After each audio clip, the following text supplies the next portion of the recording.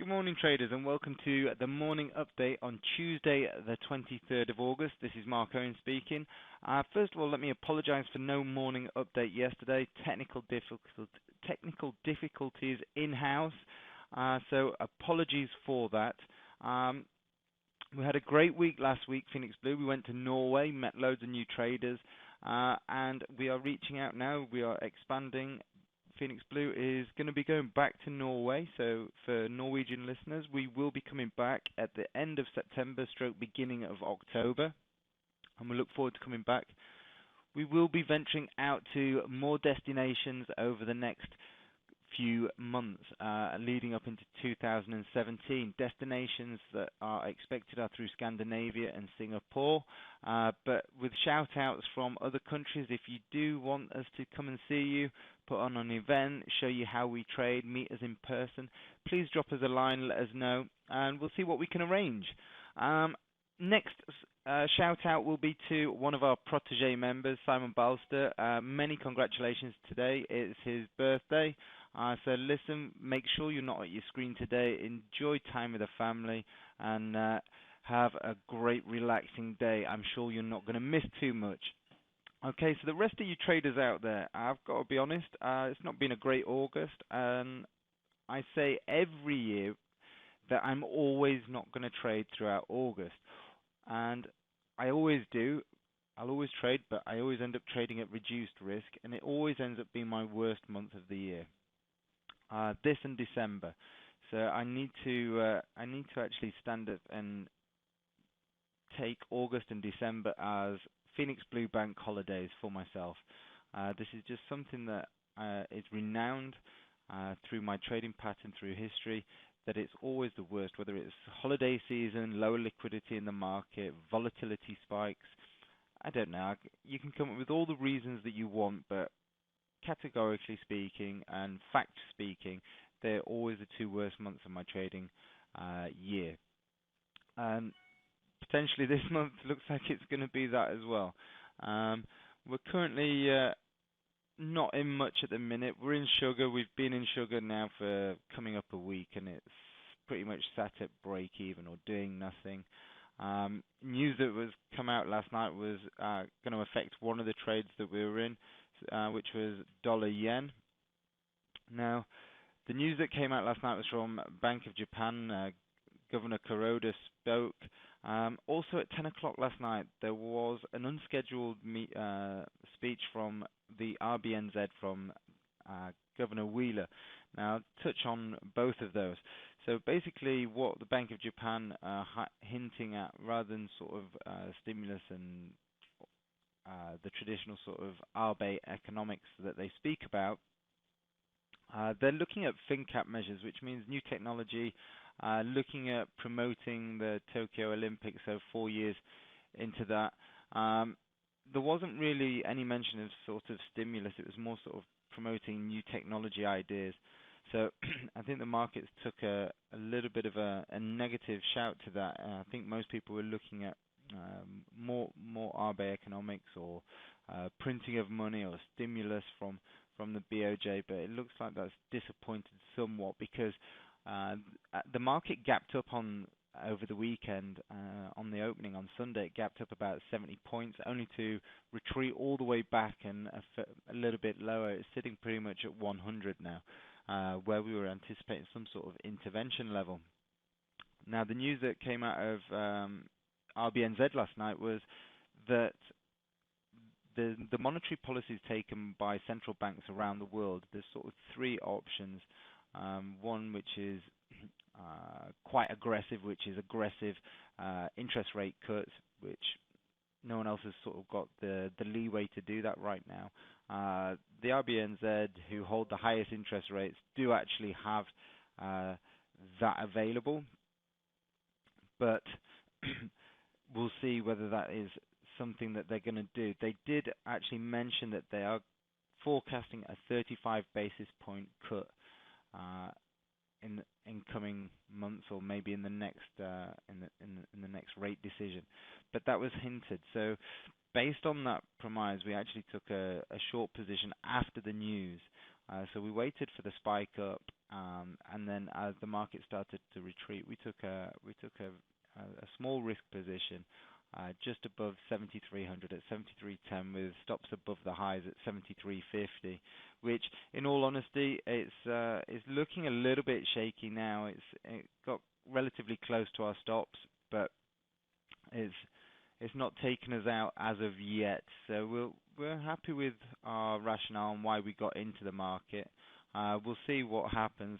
Prior to starting speaking, it was up at around 73.36, so we've got about 14 pips left in our stop. But we're looking at a decent target now. We're going to focus on the charts and some particular screens that I want to look at. So one is the Nikkei. So this is what we're sort of seeing here. We've got major sort of resistance coming in at 16,900, just below the big number 17,000.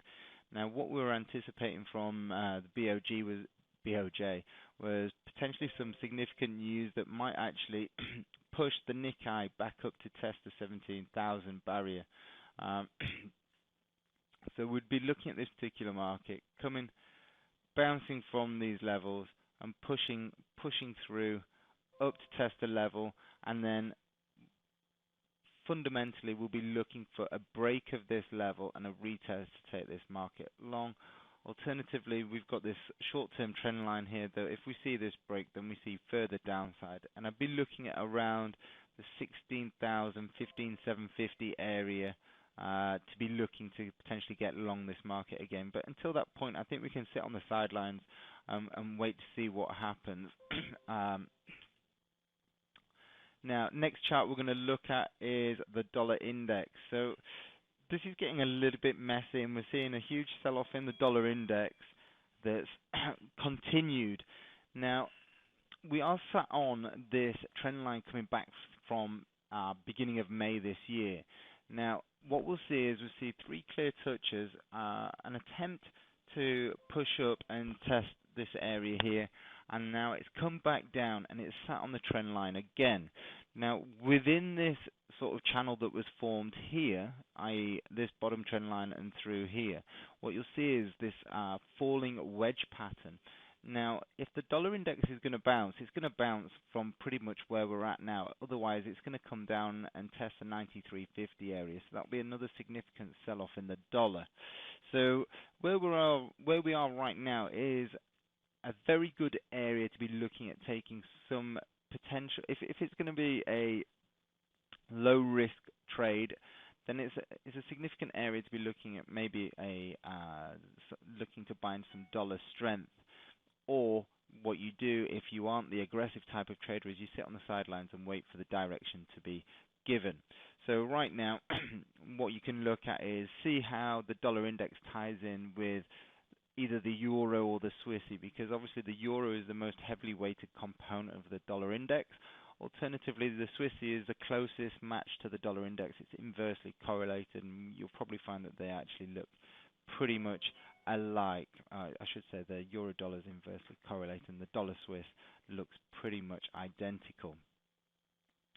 So dollar yen, this is one position we've got actually running currently. It's sat pretty much at break even.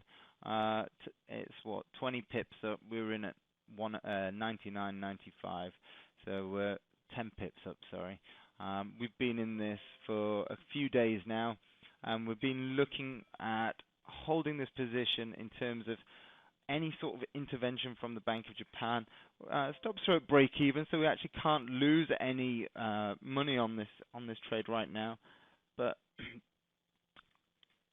alternatively, if you're not in this trade, there's a short-term trend line here. But I think this level at sort of 99.80, 99.70. If we get a close below here, then we're going to see a continued sell-off in dollar yen. Other than that, then we can start looking at maybe a daily rejection candle, trade it up towards the top of the channel, or we wait for the channel to break and then we can look to trade the upside to this market. But right now we are at support. If we are going to see the dollar index bounce, then we should see the dollar yen bounce. So this is a decent low risk, high reward trade. And it's up to you in terms of how much capital you're prepared to risk on this trade. Okay, so watch for price action in and around the late 99s, low 100s. Trade the 4 hour, 1 hour, whatever time frame you watch, or look for a change of cyclicity on a smaller time frame. Okay, so moving on to cable. Okay, so right now we had, or I should say for the last couple of weeks, we've had a commitment of traders extreme signaling taking long positions. So why would we get an extreme showing taking long positions? Well, basically, this has come about from the non-commercials having their most extreme positions. So they've got the most amount of short contracts in the market. And usually when you get to an extreme on one side, there's an extreme on the other side. So for example, if the non-commercials are selling at the most aggressively, then you'll probably find that the commercials are pretty close to buying at their most aggressive over a certain look-back period. Well, that's been proven. Cable is now, or not cable, but sterling has been on the march for the last few days. Now, it doesn't mean that I think there's going to be a long-term change in trend in this particular signal, which is what we usually look at with the commitment of traders. But I think it's going to be a good way for us to get into selling any rallies. Now, what we're highlighting here is a particular pattern called an ABCD pattern, which might come into structure. So if we look at this move here, this will be effectively A, rally up to B, a nice retracement down to C, and D is equal, so AB is equal to CD. So this is a measured move. So this leg here, these blue dots here, we copy and paste that and we put that in there. And we see that it completes coming into structure around 133.50. So I think a great trading opportunity here will be for a potential reversal of the short-term trend from the top of the range around 133.50 and take it back down towards 129. Now, intraday traders, what you can look at is buying pullbacks, taking it up towards 133.50. Now, if I was buying this particular market, I'd be very aggressive with my stop because obviously my long-term, or I should say fundamental bias with sterling is short. Although the data coming out of sterling has been quite good, we know the stimulus packages that they are trying to bring in and interest rate cuts. Further interest rate cuts, taking it down closer to 0, should be in later in this year. So what we'll find is fundamentally we're looking at shorts. However, technically we can see short-term rallies. So we're looking at, in terms of a short to mid-term position, selling rallies, and then on the very short term, we'll be looking at taking advantage of these rallies up into structure. Okay, next chart and final chart of the day is Palladium. So we did have a position in Palladium. When was it? This big spike here. So we traded this down here. We took first profits. Then Governor Stevens spoke and announced about how bad global economy was and growth forecasts. And what you found was the markets in a very short period of time switched from risk off to risk on. So basically you found that the metals it gained value very, very quickly. So you had a shift from people buying equities to selling equities and going into the safe haven assets such as metals. So we went from risk on to risk off. So you see that here, markets selling off, then a big spike, and now what we found is we're getting this nice head and shoulders pattern. So what we're waiting for now is this neckline to be broken. We will take an aggressive entry in and around this zone here, which is a 50% retracement of, if we go back further in time, I think it's 2012 highs, you'll see we've got a nice retracement of this level here. And I think, if I remember rightly, the 50% comes in at 735. So we'll be looking at market coming back into this area or a close below this area, and we'll use this as an entry point to get short. Okay, that's the roundup for today, guys. I hope you've enjoyed it. If you do have any questions on today's information and technical analysis, please drop us an email at info@phoenixblue. If you want to ask me any specific questions, you can do that at mark@phoenixblue.co.uk.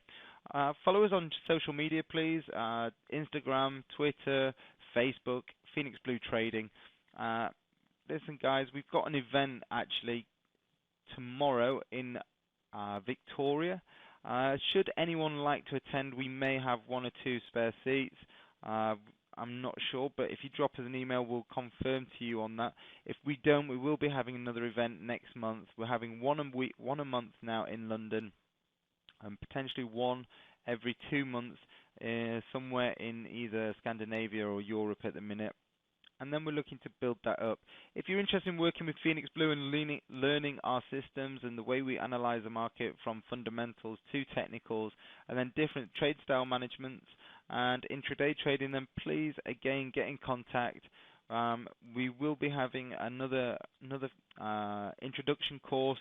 I think it's going to be the third week of September. So, guys, look forward to speaking with you and meeting with you. And that's it from today. Be wary until August is out, and probably the second week of September when we should get normal sort of liquidity back in the market. Okay, have a good day. Bye-bye.